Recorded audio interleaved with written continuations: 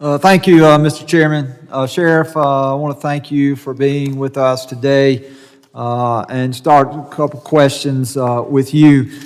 I see in the statement that you have prepared, you talk about the fact that you not only are elected official there in Arizona, but live very close to the border, that you and your wife will often go out at night and walk there along the U.S.-Mexican border. I have before me from the CBP website some recent statistics about addressing border encounters along the southwest border and then breaking those border statistics down into certain sectors. It shows that overall, over the last 12 months, that in many sectors we have begun to see a brief decrease in the number of border encounters, but the statistics put out by CBP show that in the Tucson sector, which encompasses a large portion of the Arizona border, we have seen a dramatic increase in the last year. The numbers for FY23 were 322,000. For FY24, it's 452,000. So a 40% increase in that sector, as we've seen the numbers decrease in the other sectors. And so since that is an area of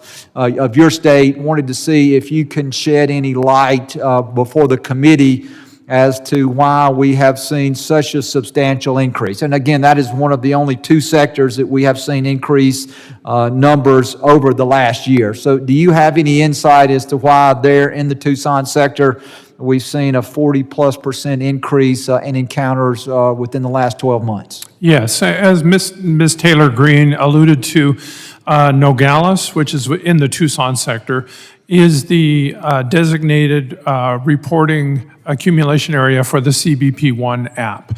So it's the only place, the primary place for people who are claiming asylum. They're told to go to Nogales, whether they show up in Ciudad Juarez, in El Paso, or Tijuana. They're told, apply via the CBP-1 app and go to Nogales. So a lot of people go there, then they can't get their appointment. The appointment system is full.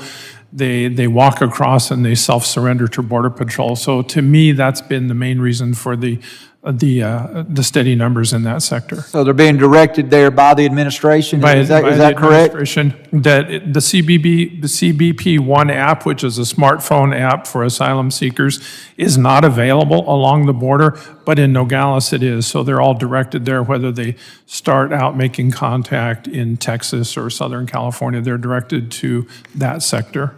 And in the testimony of Chief Hinkie, he stated that one of the things that he thought that one of the things that had driven some of the surge in immigration was the decrease in detention beds. And I know that you had mentioned in your testimony, Sheriff, about the need for additional immigration judges, which I support. I support additional immigration judges because I know the statistics show that in some parts of the country that there's a 4 to 5 year backlog, and individuals, once they come across our country, their first court date at times can be as long as 4 or 5 years. And there is a substantial need for immigration judges. And so I don't disagree with that assessment.